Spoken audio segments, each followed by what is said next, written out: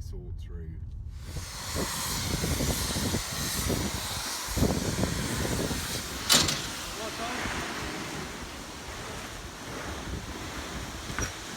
So what's the plan? Well, 11th of April, amazing weather. I had to scrape frost off the car in Whitchurch, Hampshire this morning, so that was unexpected. But it's up to 8 degrees here on the Muley now, but lovely, lovely day, week before Easter, isn't it? So I think the plan today is maybe explain to our YouTube watchers why we've been quiet for a little while, but we are going to head down to Gosport, get on the lightship for lunch, and I'm going to ask you questions about how you nearly lost your boat and your life, and why you ate food there last time with no clothes on. So that's basically the plan for the day. Sounds like there might be a story there. No, there's no sounds like or might. There is a story there, and it will be told in all its graphic detail. Do you mind getting my head into your video shot? Sorry, I'm just in our steering. Yeah, I feel slightly left out. So no, there is most definitely a story there, and there's no might about it. That story is going to come out in all its graphic detail. Yeah. We'll tell you about this later, by the way, but the reason we haven't been talking much lately is Dave lost his beautiful son Joel just before Christmas, 39 years old. 38. Died of cancer, took him very quickly, and he was a most amazing human being. He showed us how to live life, and he showed us how to die like a man, with faith. So we'll tell you about that story a little bit later on. We will.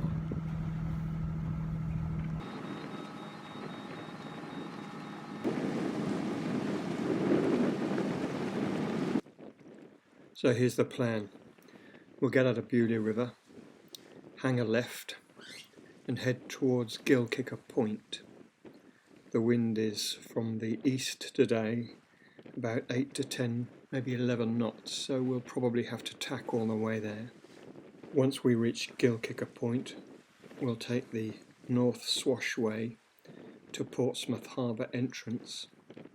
Once inside the harbour, we'll head for Haslar Marina to their visitors' pontoons, where there's a really interesting lightship restaurant. Not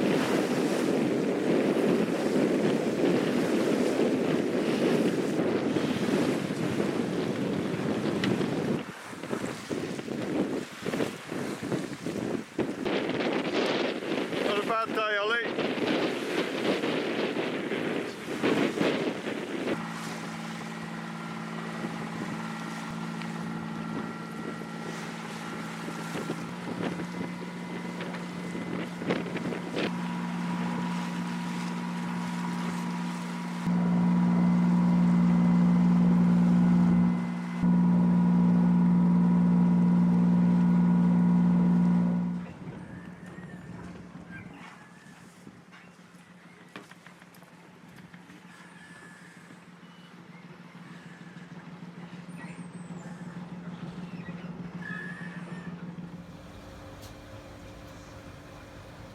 But the environment you're in is stunning. We're at the stern, aren't we? Here? Yes. Right at the stern. It was bizarre.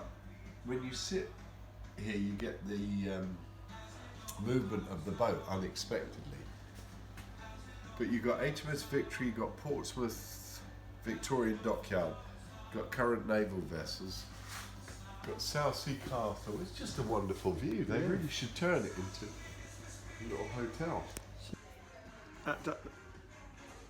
This is such good food in here. Don't you think? What do you think? Oh, great, really good. Honestly, fantastic. Out of all the ones we've been to, food. this has got to be up there. But I love the creative way they've made this New decor.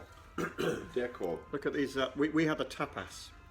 That's great. And it is stunningly tasty. Really good. Dave, while we're here, I know I shouldn't bring this up, but could you explain why last time you came here you had no clothes on And also why you nearly lost your boat and lost your life and cut your hands nearly in half, please.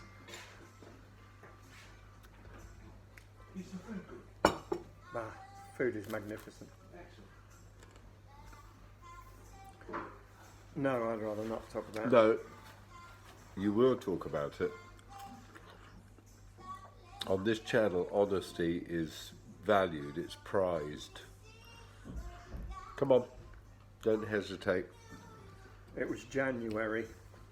I remember it well. You weren't there. I still remember it well. It was really cold. Cold January day. And I thought I'd come here and check this place out. It hadn't been done up then, so it looks much better now than it. No, could you get to the story, please? Stop waffling. Procrastinate. No, you're prevaricating. I'm not. Stop interrupting me and we'll get there. Yeah. Came round Gilkicker Point on my own. Decided to get the boat ready. Bow line attached, stern line attached, fenders out. As always, I tend to put a centre line out. Strong wind that day, blown off the visitors' pontoon. Nevertheless, perfect entry as usual, as you'd expect. Perfect arrival, excellent boat handling. That's about it, really, isn't it? Come on. You are so reluctant. You're a scumbag. You are so reluctant. You're going to draw this. Disclose. Get on with it. Come on, tell them what happened. So I was pretty much on my own. Yeah. In terms of no other boats on the visitors' pontoon. Life jacket on, by the way? No, I had a harness on. I always wear a harness. Yeah. And a line. And I came alongside beautifully, stepped ashore onto the pontoon, grabbed the centre line, and I hadn't attached it to the boat. Because I was sailing in, I hadn't dropped it over the winch at the time, so I was still using a winch. So as I stepped off, the boat's now being blown off, and I pulled the centre line, and it just came off with my hands. And it was now 3 or 4 feet and going quickly out into towards a Solent it would have gone. It was heading out of the marina. I love the way you say this, so calm and with your arms folded, as if you're protecting the truth somehow. No, come on. I'm telling the truth. Yeah. I'm telling you how I remarkably rescued everything, the situation. I don't think it was my fault. What? I'm not suggesting. Anyway, I jumped for it. I just didn't know what to do. I had to think very, no, I had to think very jumped quickly. for what? The boat. I jumped from the pontoon onto the boat. So here's the pontoon, there's the boat, what's happening? The boat is drifting away. Yeah. You're stood on the pontoon. I have to think really quickly. I don't know the area. I don't know whether I can run round. Will the boat make it to the other side, which is quite a long way? Will it drift out of the marina on the wind, which it could have done? So you're left holding a lovely piece of warp. Yeah, good warp. Yeah, and the boat is now drifting away from you. So how quickly Shall we talk do you about reckon? how I spliced the eye in that warp? No, shall we talk about how you made this decision to jump? I do splice. Jump for the boat. So I jumped for it, and I nearly made it, Dave. I did. I was left hanging by the lifelines. My new Dyneema lifelines. No. So my battery's just run out, so I need to be quick now. So I'm hanging on the lifelines with my waist and below in the water. Yeah, so, you were saying, no, let me just interrupt it. Yeah, your shifted, battery, yeah. Preparation, prior planning prevents performance. Anyway, your battery ran out and you were hanging. Let's just remember, and I'm intrigued, by the way, as our viewers will be, what happened to the poor little warp that was being pulled off your boat and onto the pontoon? Anyway, we'll come to that. Well, I coiled it nicely and put it away. Yeah. What would you have done? Well, you were wet by then, so you launched for this boat and you're hanging by the Dyneema lifelines. I got onto the tow rail, but I tow rail. My foot was on the tow rail, and I was reaching for something. It was all a blur. I ended up like this, and then a chap. I heard a voice behind me. I'm drifting away like this, and I heard a chap saying, "Can I help you, mate?" And I remember looking round and having a chat with him. I think I could do with some help, mate. And then he said, I don't know what to do. So he was on a boat, was he? Or I tell something? you what was sobering. I could not pull myself up. Wow. Where were you? In the middle of the boat? Middle of the boat. Yeah. If that had happened in a seaway, you are not getting back on board. Wow. No. You're in a precarious Yeah. position, one leg up on the tow rail. No, yeah, I'm down. I'm hanging like this. Couldn't pull myself up for So you could only get one leg up on the tow rail. Yeah, and then the only reason I got up is because I put my fenders down. I ran to wrap my legs around one of the fenders to give me a few more inches to get to pull myself on, but without fenders. So did you pull them down while you were still drifting? No, or they were down down because I was coming short. So anyway, obviously I'm soaked from the waist down, so I stripped off everything, put my wet weather, what are they called? Salopettes. Salopettes on, and I came in here and had dinner, commando style. And what about your cheese wire Dyneema guardrail hand abraders? That was painful. My hands, I had bruises and scuffs, and I don't know what I did to myself, but it was like hanging onto cheese wire. Wow. And the point that I know you were actually joking apart, really sobered about, was the difficulty of getting back on. Very difficult. No chance. And was that just because you were shocked, or just literally the physical? I was pretty calm. I was pretty calm about it, and Yeah. my head was in a good place. Just physically couldn't do it. When you Physically couldn't say do it. your head was in a good place, I was thinking calm. I was thinking your straight. head hadn't even connected the spring that you were using onto your boat. That wasn't my fault. What do you mean it's not I your was sailing, fault? I was sailing at the time. That is your I'd head. set up 10 minutes earlier. By the time I dropped my sails, came into the harbour, turned around, dropped my sails, I'd forgotten about Yeah, exactly. That's your head.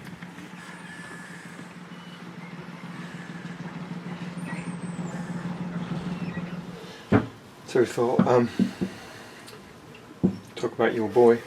Yeah, so I may tear up. Me too. The reason we stopped doing these for a while was Joel, my son, eldest son, I've got 4 kids, 3 left on this planet, and I think, when was the last time Joel met you and me on this boat in June, didn't he? Well, Was you that were in on July, you I were on think? yours, and we moored up together. That in was it. July, yeah. Yes, I remember. Yet another miscalculation by your good Yeah, self. you got over the bar and I didn't. If I remember right. So we met up with my son. Dave had some guests on board who happened to be a friend of my son, who lived up north and was down for a few days, and it was just one of those serendipitous meetings. Old friend of Joel's, my son, and Dave was hosting them on board. Another story for another day, but Dave nearly lost this family out to sea. That's a great story. I can't believe we've never done that one. That was serious. Anyway, that was July last year, 2018, and Joel was very healthy then. We had an amazing couple of days, and I look back at that with both fondness and a certain quizzical, questioning air, because we saw 3 peregrine falcons off the forts. In fact, it was Horsesound Fort in July 2018, which Joel had never seen before. He'd seen peregrines, but never in the Solent, and never 3 together. So that was unique. And that same day, coming up the Bewley River, we had a seal that for about 20 minutes stayed in our wake, Cool Running's wake. Never had that before or since. That's in 15 years of sailing. So it's memorable for lots of reasons. But in September he started to feel a bit unwell, and October, November began to feel really quite unwell. And then finally in December was diagnosed on the 10th of December with terminal cancer in his lower intestinal tract, and died on the 20th. So our family nursed him for those 17 days, 24/7, but also the month or so of treatment before, on and off as a family, we were able to be with him, his wife and his 2 children, and help him through that period. He was incredibly brave. Any dad would want to say that about a son, but I do say it. He was thought less about himself, thought full about everyone around him, in all sorts of practical ways, making sure that wife and his 2 children, my grandkids, were well looked after, making sure the business was in good hands, and all the pros and cons of him leaving this planet were well thought through. But just so caring towards his wife and Daisy and Jacob, his 2 kids, towards Jill and me, his mum and dad, and his siblings and his friends. Extraordinarily courageous in that dying process. So that's why we haven't been doing videos for quite a while. I've started to write. I am an author. We haven't talked about that before, but it's part of what I do. And I have found those books particularly difficult, I suppose, because of the trauma, the shock, the brutality of the cancer and the treatments and the misdiagnoses by the elements of the NHS that didn't work well for him. I guess all that adds together and has made it rather difficult. So today's the first day. We're now April the 11th. He died on December the 20th, where I can even talk about it to camera.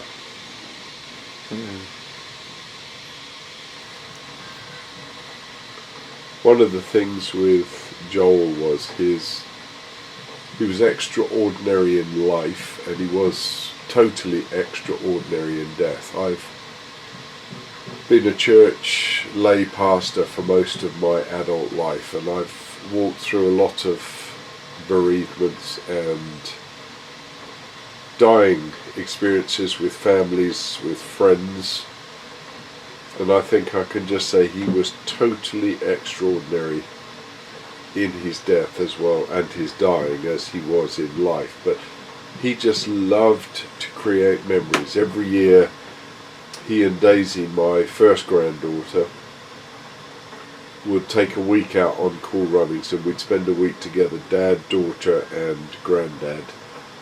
And I said to my wife just this week, we were out for a walk, and I said, just so thankful that he would always put those dates in the diary. He wouldn't exactly force me, but he would gently coerce me to make sure I didn't miss those dates or fill those dates with something else. Constantly building memories. So for 18 years, every year, Daisy, her dad, Joel and me were out on the boat for a week. What a great stack of memories, and that's obviously just one of many, many memories.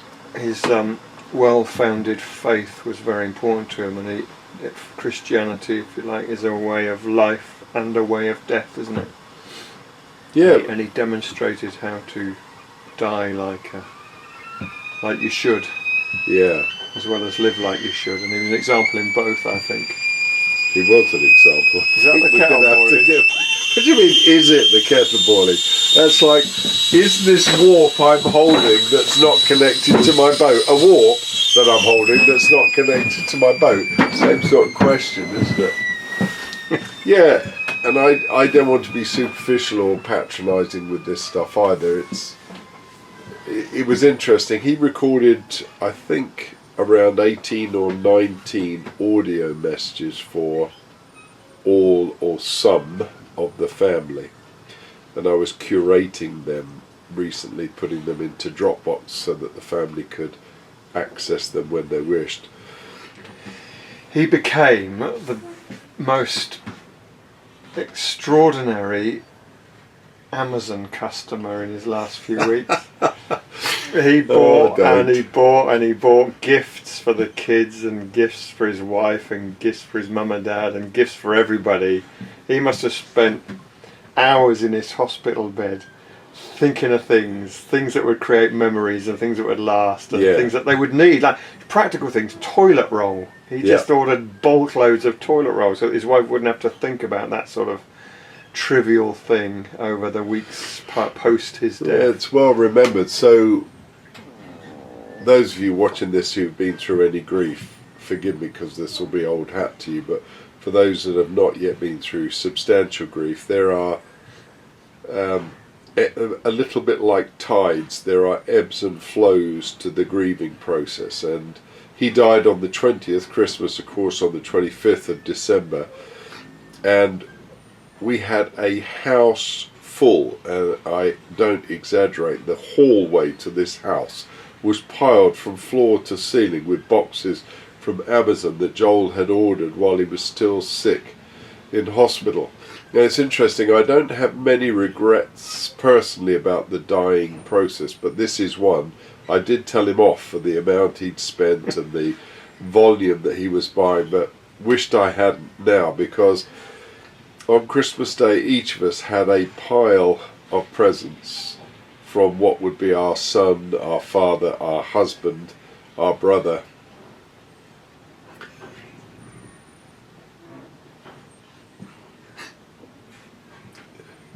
The kids, excuse me, the kids managed to open the bulk of theirs. Joe, his wife, couldn't really go there that day. I still have one substantial gift left which I will save till Father's Day. That's it. So yeah, he was incredibly thoughtful. One of the more, well, I say one of the more, there were lots of humorous gifts, but there was this one box load of things, I couldn't work out what it was. Turned out to be a light that you stick into the bowl of your toilets. When you go up to do your wee, this light comes on in multi-colours, variable colours. So that was one of his last laughs on us all. That's very funny.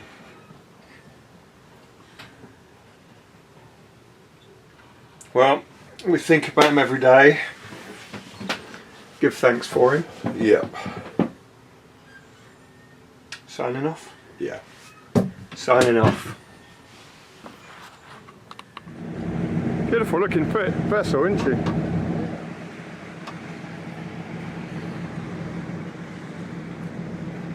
you think next time we should try mooring up against those big permanent fenders? It's got built-in ladder, so we should. So that's a new hybrid ferry then to the Isle of Wight. Strange looking thing.